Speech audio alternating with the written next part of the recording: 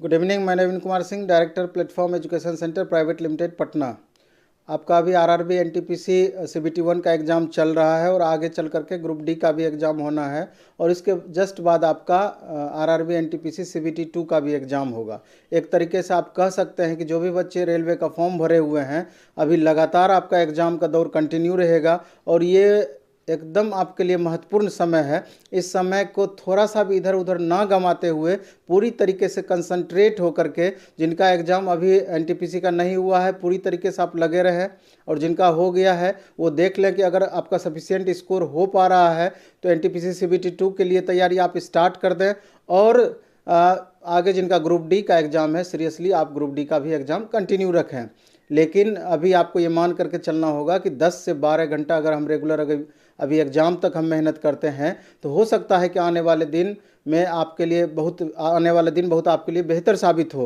और नहीं तो किसी भी कारण से अगर ये टाइम आपका वेस्ट होगा या क्वालिटी टाइम अगर अभी आप नहीं दे पाएंगे इस पर, तो हो सकता है कि आपकी परेशानी बढ़ भी जाए। तो इन बातों को ध्यान रखते हुए एकदम अधिक से अधिक मेहनत करना है और किसी भी तरीके से हो, जितना भी आगे अभी आपको मेहनत करना पड़े, इसको रिजल्ट में कन्वर्ट करना ही करना है। ये सोच करके आपको तैयारी करना है। जान लगा दो या जाने दो, यानी जान अभी लगा दीजिएगा, यानी मैक्सिमम मेहनत कीजिएगा, इसका प्रतिफल आपको अच्छा मिलेगा। नहीं तो फिर अगर टाइम वेस्ट करना है, अगर बहुत सीरियस आप नहीं हैं तो बहुत आपके लिए नुकसानदेह साबित होगा। हम आगे बढ़ते हैं। और आपका ग्रुप डी का एग्ज़ाम अप्रैल से लेकर के जून तक चलना है और मैक्सिमम स्टूडेंट का 2 साल तक लगातार तैयारी भी किए हैं और सिलेबस के अकॉर्डिंग सबको पता है कि मैथ, रीजनिंग और साइंस का महत्वपूर्ण रोल प्ले होगा। इसके बाद करंट अफेयर्स का भी रोल इसमें आपका रहेगा। इसलिए इस सेक्शन को आप सीरियसली तैयारी करें और पिछले बार जो आपका ग्रुप डी का 2018 में एग्ज़ाम हुआ है उसके क्वेश्चन का स्टडी करके आप टाइप को समझ लें और उस टाइप से अधिक प्रैक्टिस करके या अधिक से अधिक कंसेप्ट गेन करके सवाल बनाने का आप कोशिश करें। और टाइप आपका एग्ज़ाम में भी मैक्सिमम वही रहने की संभावना रहेगी, इसलिए परेशानी बहुत ज़्यादा आपको नहीं होना है।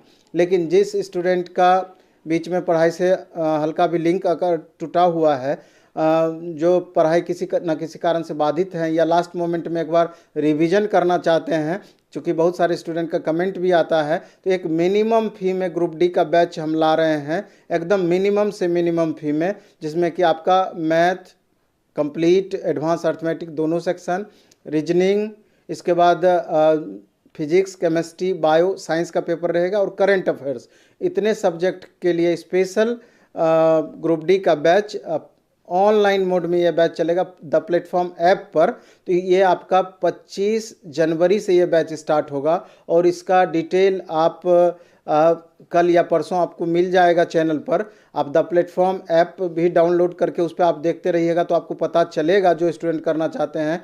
इसका मात्र 499 रुपया फ़ी रहेगा, एकदम मिनिमम फ़ी हुआ। 499 रुपया में आप समझ लीजिए कि 6 बड़ा पेपर आप पढ़ सकते हैं, यानी math, reasoning, physics, chemistry, bio और करंट अफेयर्स, इतने सारे सेक्शन को सिर्फ आप 499 रुपये में आप कंटिन्यू कर सकते हैं।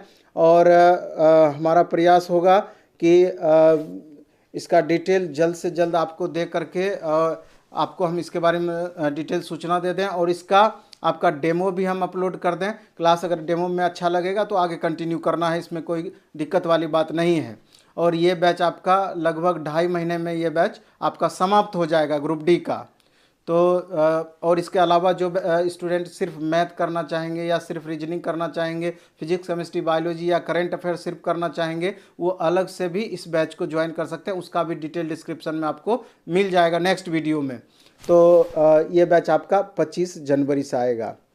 और दूसरी बात हम ये बता रहे थे कि जो स्टूडेंट एनटीपीसी का भी एग्ज़ाम दे चुके हैं या जिनका आगे एग्ज़ाम होना है, तो आपको ये अंदाज़ा आ जाता है कि आप जिस सीटिंग में एग्ज़ाम दिए हैं, जिस तरह का क्वेश्चन पूछा है, तो उसका लेवल क्या है, उस हिसाब से कट ऑफ संभावित क्या होना चाहिए।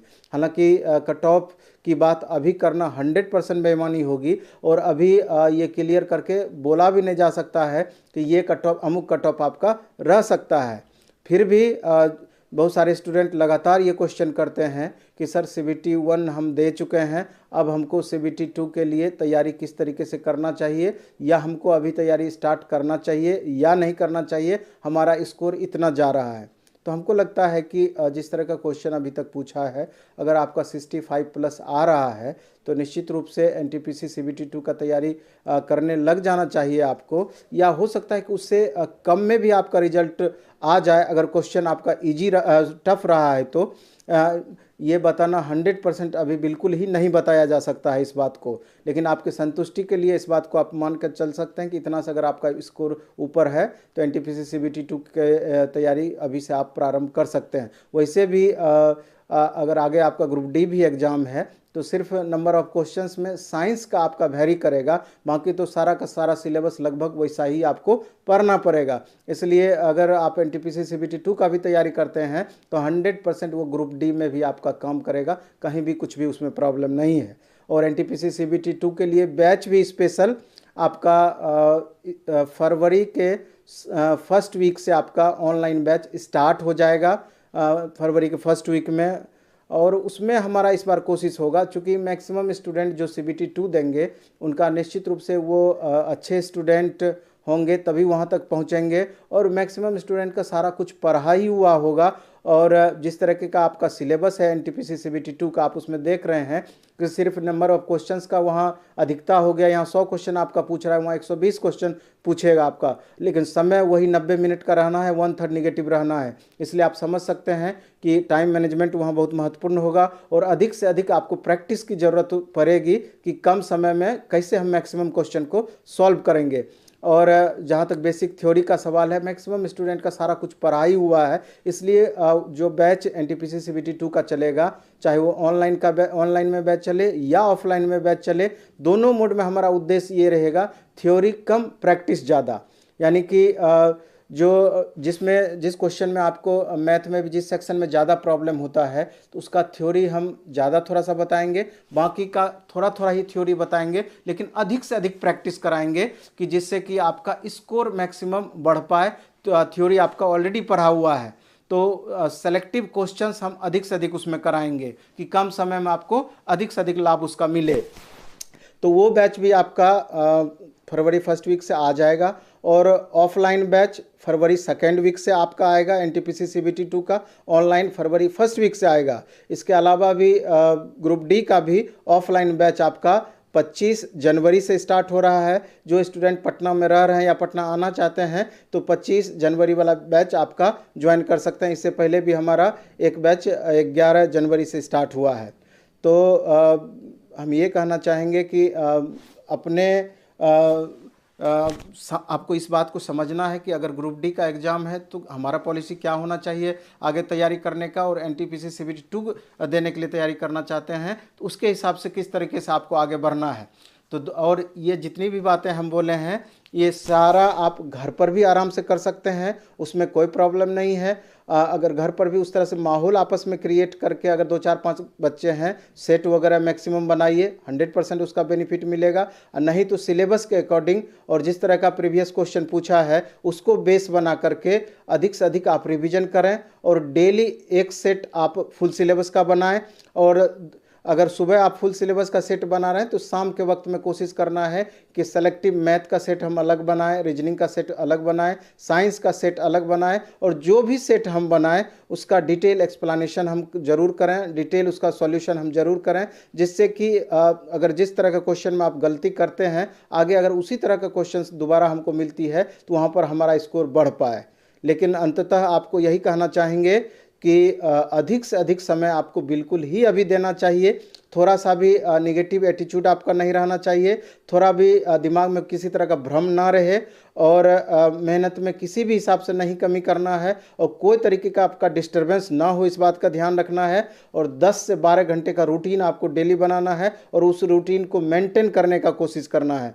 अगर इतना कर पाइएगा, और जब तक एग्ज़ाम है, यानी कि अगर CBT 2 की बात करें तो ज़्यादा से ज़्यादा क्या होगा कि जून तक आपका ग्रुप डी चलेगा, इसके जस्ट बाद आपका NTPC CBT 2 लेगा।